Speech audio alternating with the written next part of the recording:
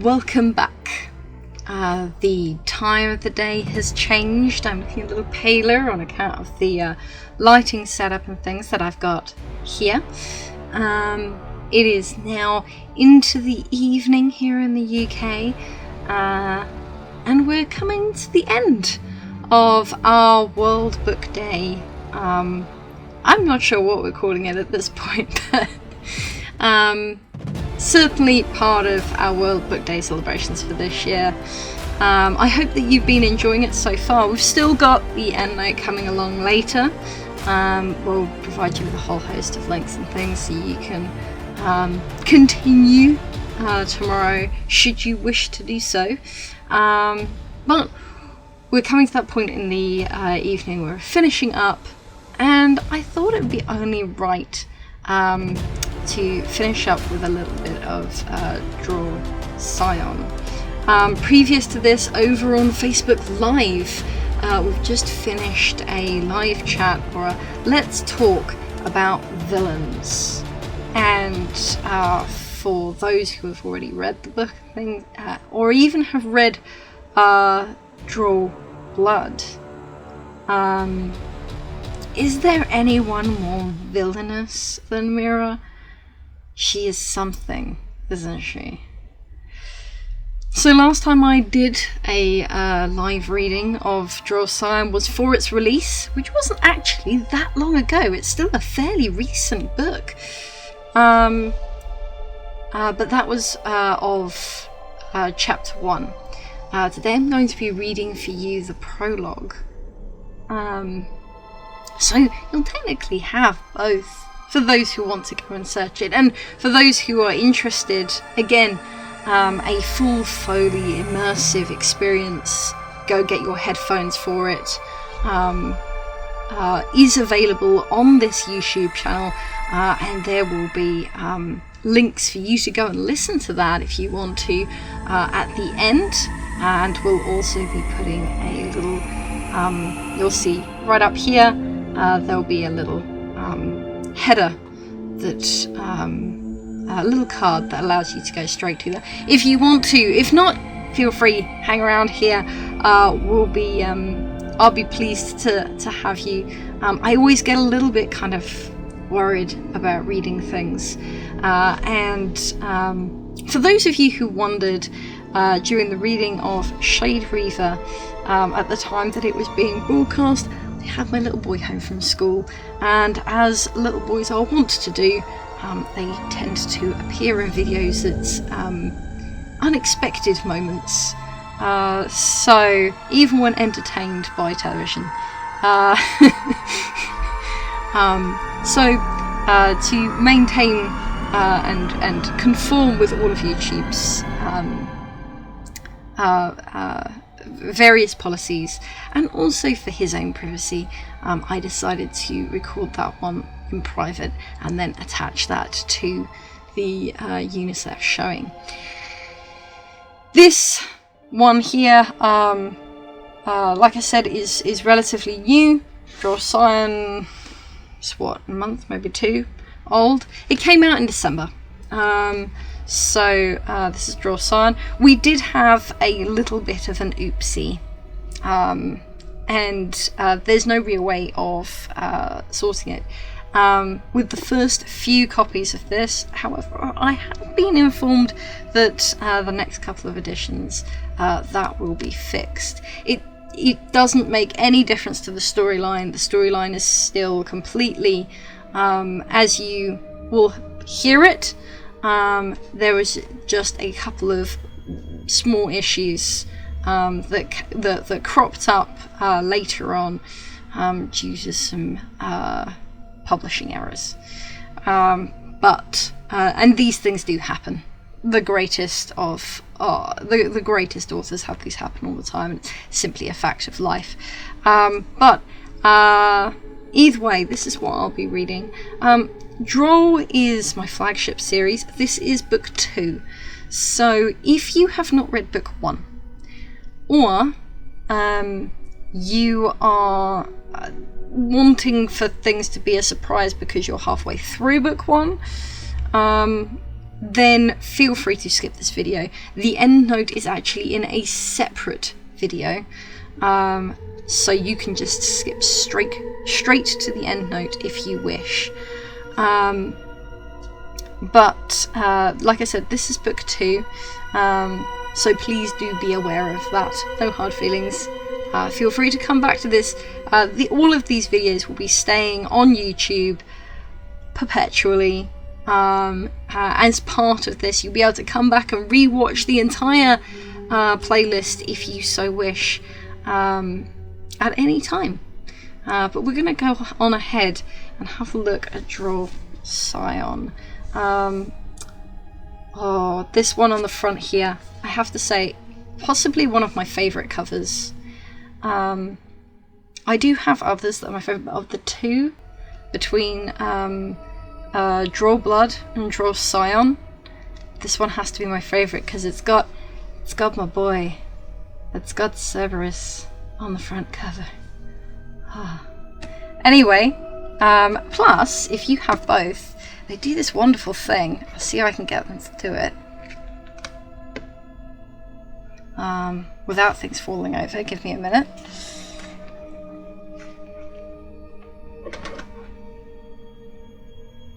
There we go.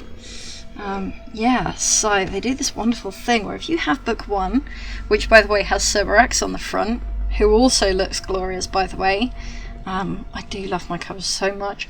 If you have both and you put them together, look at that, how cool is that? I mean, it only works if you have it on, if you have a shelf that has them front to front. But the fact that you can do that is, it gets me every time. Let's be honest, it gets me every time. Anyway, I'll put that over there now.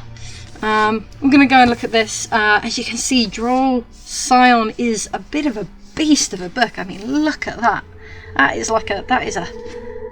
See if I can do this. That's a solid thumb length there. But yeah, and I was writing this right the way through the first lockdown. So yes, so I'm really excited about this book. I love it so much. The story in here is just, I'm responsible for many things, but it's mainly PR and YouTube and things. And when it comes to books, the only thing that authors are actually responsible for is the story. And I mean, I don't wish to toot my own horn, but I think I did pretty good. So, and if you don't like it, that's totally fine. We're all entitled to our opinion. But I hope you enjoy. So, I'm going to read this live. Or at least live to this cam. We know what we're talking about here. Pre-recording things. I'm technically live over here. Be nice. I'm probably cringing at myself because, generally speaking, I hate the sound of my own voice. So, please be nice. But I'm going to start reading this. I'm specifically going to read the prologue. So, I'm going to take my bookmark out. I had these made before the lockdown happened, and now I have hundreds of them that I need to get rid of. So I'm going to be sending them out to libraries and all sorts as soon as I'm able to.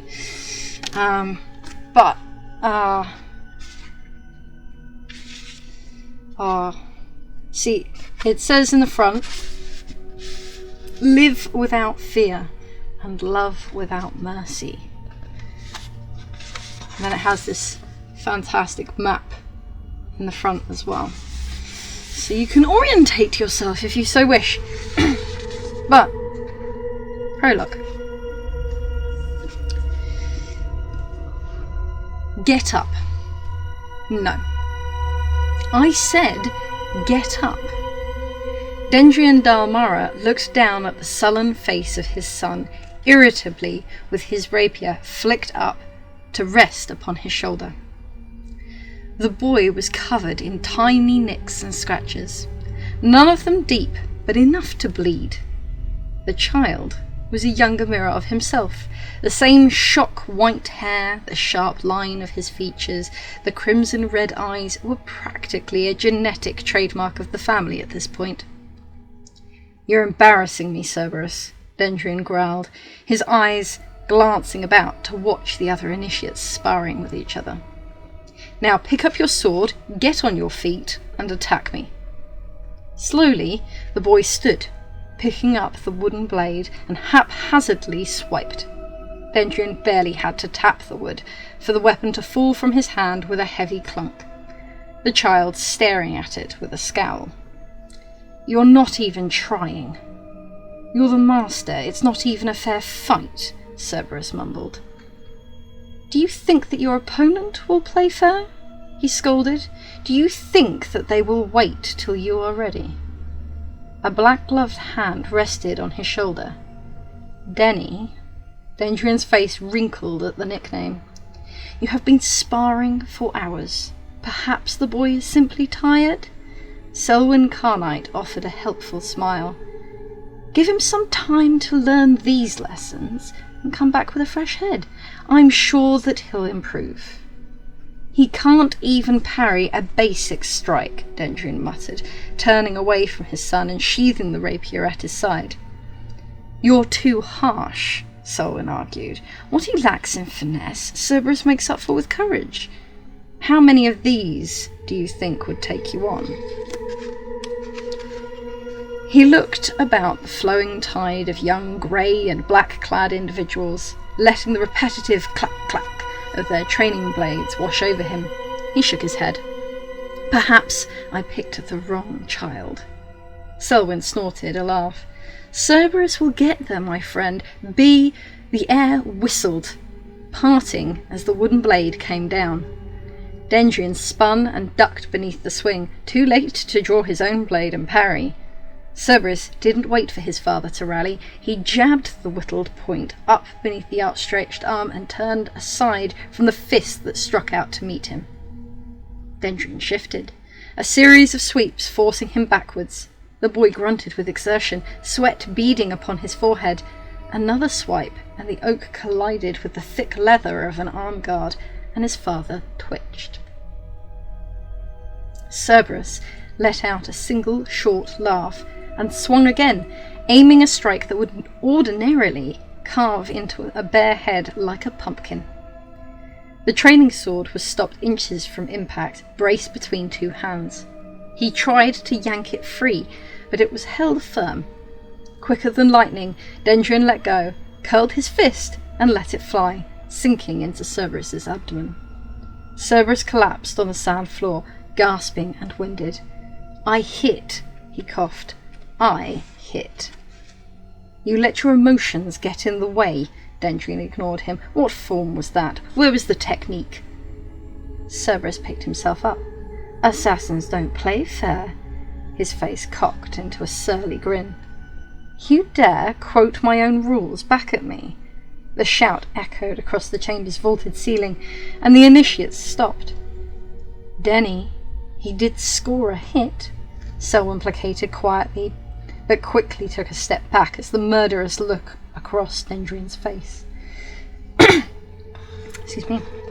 "So you think you're ready to call yourself an assassin, do you, boy?" Cerberus glanced at the turned heads, watching them uncomfortably. "I did score a hit," he mumbled. Dendrian sneered and unsheathed the rapier once more, watching the boy flinch away. He turned it on end and held it out, hilt first. Cerberus looked at it dumbly. The torchlight made the engraved D on the pommel glitter. Slowly, he reached out and curled his fingers around it. The cold, unforgiving metal seemed heavy. God, me. "Which of these can wield a real blade?" Dendrian looked back at Selwyn. "Denny," he began slowly, "they are children." "I can see that, Sel. Which one of these shows the most promise?" Selwyn glanced about the sea of young faces and nodded to a cluster in the corner. "They aren't too bad." "Give that one a real weapon," Dendrian commanded, pointing out a dark-haired girl with a wiry gait. Is this necessary? Selwyn leaned in to whisper. Let the boy have his moment. Didn't you hear him? Dendrian spoke loudly. Cerberus fancies himself an assassin. I think we should let him demonstrate to the class. Selwyn shook his head and stalked between the parting initiates towards the weapons closet. He looked over and nodded for the girl to come over, watching as she smiled cockily at the group around her before complying. As she approached, he held out a silver short sword. She took it without hesitation and made a few test swings, nodding at the balance. As the pair of them matched off opposite each other, Selwyn put a hand on each of their shoulders. You will need to pull your attacks back. These are not toys. One wrong move and someone will lose something. It could be an eye, or a finger, or something more important. Do you understand? This is ridiculous. She's a girl, Cerberus retorted. What's your problem with that? The girl's eyes narrowed angrily. From what I saw, you don't even know how to use the wooden version. Cerberus took a step forward, mouth open to reply, but Selwyn stepped in the way. Enough, he interjected. Pride comes before a fall, Cerberus, he warned, and the boy fell silent. Stop mothering them, Dendrian called out. Selwyn ignored him. Till the other yields, then, he instructed to them firmly, and stepped away, joining Dendrian at the side of the pit. Cerberus dared to look at his father, and then back. The girl watched him. It's your Cerberus, then? She asked, beginning to move around him. He blinked and raked his hair back with a hand. What gave it away? It explains a lot, she shrugged. Meaning? He prompted, now circling like two angry cats. Why you get all the special treatment, she smirked. You're welcome to swap with me, he replied. He watched her look over at Dendrian, as if seriously considering the offer. Seizing the moment, he swung towards her. She danced out of the way and waved a finger, tutting quietly with a wide smile. Her blade snickered out to neatly slice the artery at his neck. The two swords hissed as they scraped across each other. Cerberus gritted his teeth and turned inward of her short sword, using the guard on his wrist to steady the flex of the blade, jabbing for her face. She knocked it back and up as he kicked out to wrong-foot her. Eroth's teeth, she was fast, he thought as she stepped across his leg, feeling the brush of her body as she twisted behind him, back to back. He reached over and bent to pull her across his shoulders. She rolled like an acrobat, and once again her blade came up to meet his. The girl smiled as the two swords met. You're not bad, she mentioned casually, mimicking a yawn as they pressed together, each looking for a weakness against the other's guard. Cerberus muscled her away and backed up, panting. Try telling him that, he replied, nodding in the direction where Dendrian and Selwyn leaned against a wall, watching. Those slow old men, she laughed as their blades kissed once more. They rang through fear and stories. Cerberus brought a fist across in an attempt to knock her back.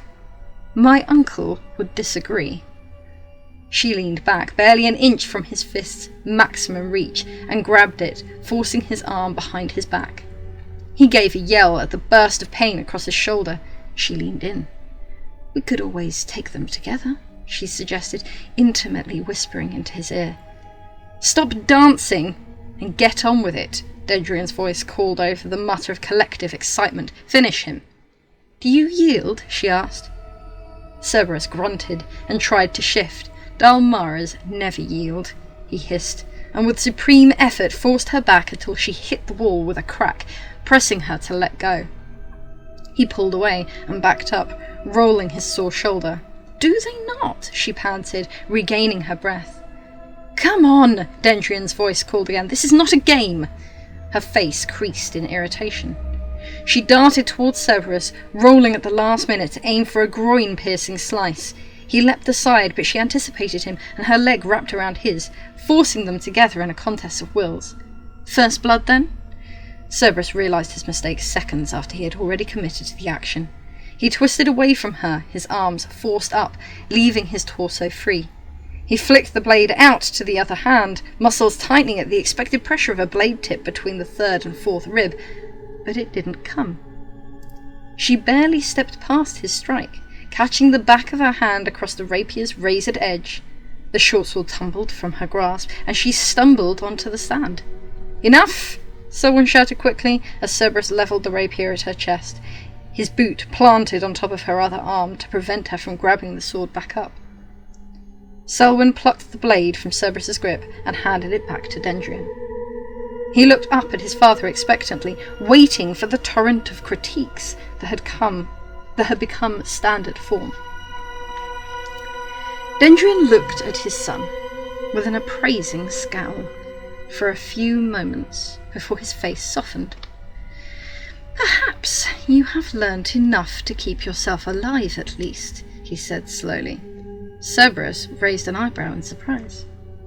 "Cell, get my son outfitted with a real blade," he muttered to his first, standing arms folded by his side with the merest curl of a smile. "He has outgrown his toys." Selwyn nodded. "As you wish." He crossed his fists across his chest and inclined his head towards Dendrian respectfully. "Clean yourselves up," Dendrian continued. "We are done here for the day." His eyes looked over the sea of other faces. "What are you all looking at? Back to practice." He clapped and walked towards the nearest group. Cerberus watched as his father gently adjusted the grip and angle of another initiate with a pang of jealousy. The clatter of the room returned, and he looked down at the girl still sat on the sand. Waiting until both his uncle and father had moved further away, he removed the boot from her arm and held out a hand. "You threw the fight," he said bluntly. "Why?" She stared at his hand and then back at him. "I don't like bullies," she shrugged and picked herself up, dusting away the sand from her clothes. Ignoring the blood running down the fingers of one hand, she held out the other. "Mira. Corinth," she introduced herself. Confused, Cerberus took her arm wrist to wrist and felt his face twitch into a smile. "Formal greetings, then, Cerberus," he replied. "The last part seems obvious." Her lips parted into a wide smile. "Apparently so." "What happens now?" Cerberus asked. Mira stretched. "Now, darling, we start making waves." Oh, I do like Mira. I hope you enjoyed that. I will see you next over on the end note. It's been fantastic doing this, and I will see you later. Bye-bye.